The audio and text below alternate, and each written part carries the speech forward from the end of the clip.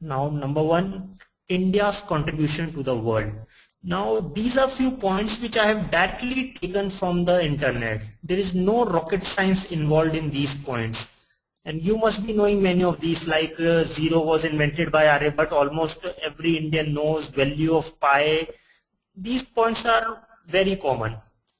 We have few more as well: medical science, architecture, even sports. This must be new for you, that chess was also invented in India. So India has contributed in almost every aspect of life.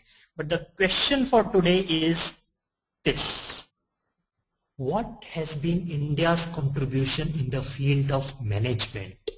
How we have managed our culture, our society, our country for last 5,000 years. So we'll go in the reverse chronological order. Number one, we have already seen a person who was the greatest reformer of the modern era, Mahatma Gandhi. Now, prior to him, we go back to the medieval times. Prior to Mahatma Gandhi, we have one person who was pioneer in the field of economics, military strategy, and political administration. Few of you may guess economics, Arthashastra, strategy, Niti. And if your guess is correct, that person is Chanakya. Now, the peculiar thing about this person was that he was a powerful thinker and a sharp observer. He used to observe the surroundings and formulate his strategies accordingly. There is one story about Chanakya that once he was going from one village to the other. There on the path he saw a big thorny bush. There was a big thorny bush lying there which has blocked the entire path, and because of which it was impossible to cross that path, and the people had to cover a long distance just to cross this thorny bush. So he asked the villagers out there that why don't you just chop it off? Villagers replied that its roots are so deep in the soil that we are not able to reach to the roots, and whenever we have tried to cut it, it always grows back thornier and stronger. So finally we have given it up, we don't care about it. Chanakya just took a walk. He observed the surroundings and asked the villagers to bring some sugarcane juice. Sugarcane juice. What was the reason? What he did, he sprinkled some of the sugarcane juice on the leaves, on the branches of the bush, asked the villagers to dig as deep as possible and poured the remaining sugarcane juice on the roots. And what was the reason? The reason was that sugarcane juice is sweet in nature, and because of which it started attracting the ants, the beetles, and all other insects. All these insects start biting the roots, and in matter of few minutes or few hours, that big thorny bush was a tottering skeleton of itself, which could be pulled off very easily. There Chanakya gave two lessons. He said that whenever you are confronted with a thorny bush, don't start a head-on fight.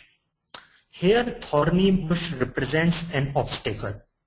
Thorny bush represents an enemy. Thorny bush represents a competitor. So whenever you are confronted with a competitor, don't start a head-on fight. First, make a plan of action. That plan of action is known as strategy. So never enter the battlefield without a proper strategy. Second, try to gather as many friends, as many allies as possible. These allies need not be the big elephants, tigers, or the lions. They can be as small as ants and insects. Because in strategy, size does not matter, but planning does. You cannot give a shepherd the responsibility of running a sheep farm. task management is totally different from people management.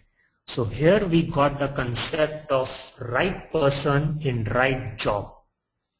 Many organizations even today fail in this concept, especially in the case of freshers. When freshers are hired, it can be any big organization, I don't want to name any. They are recruited in batches of 50, 60 or 100, and then these batches are divided into groups. First 20 Java, next 20 SAP, next 20 mainframes, without even asking in most of the cases what is the interest of the student or the new recruit. If he has actually worked in Java during his college time, or he has got some edge over the others, won't it be prudent to put him in Java rather than in SAP?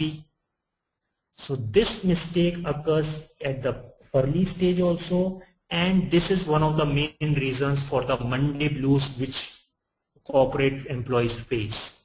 It's why that people are not excited going to the office. Is it that we don't want to work? Is there any person in the world who does not want to succeed, who does not want to become successful, who does not want name and fame? Everyone wants that. Then why are people reluctant to go to office? Why they get these Monday blues? Because they are not passionate about their job. They don't like what they are doing. They don't do it because they love to do. They do it because they have to do, because their interest does not lie in that. So always, friends, as far as possible, try to take care of this concept, right person in right job. And now if we move beyond Chanakya, there was another person who is considered as the greatest management guru of all times, Lord Krishna. Today's session is dedicated to this person. Now, Indian mythology talks about two incarnations.